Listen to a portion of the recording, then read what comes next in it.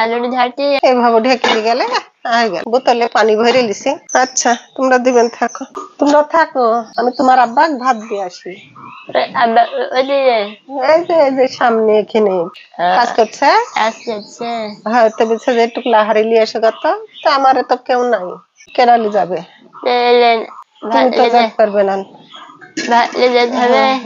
ভাত যেতে হবে, ভাত। আসসালামু আলাইকুম বন্ধুরা, সবাই কেমন আছে?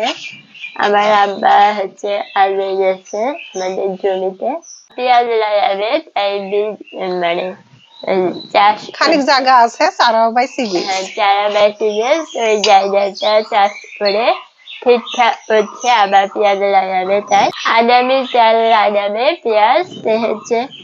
আব্বা বলছে যে দুপুরবেলা খেতে এসে আদার ক্ষতি হবে, তাই আমার মা খাবার নিয়ে যাচ্ছে।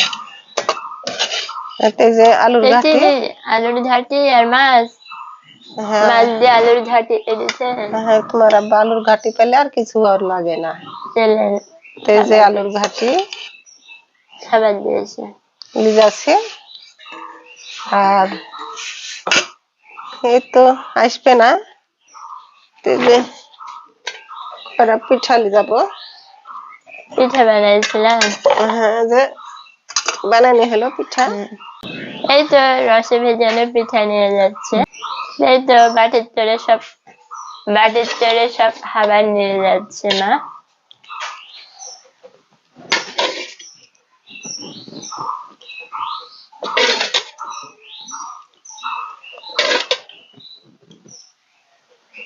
এই তো খাপ লাগবে না, এমনি এখানে বসালি যাবা।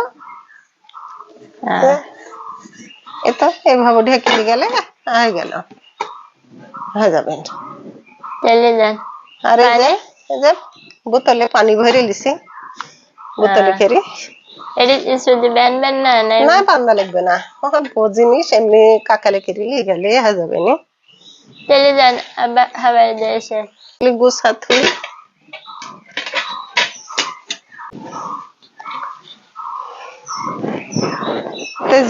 আবার খাবার দিয়ে চলে আসবেন।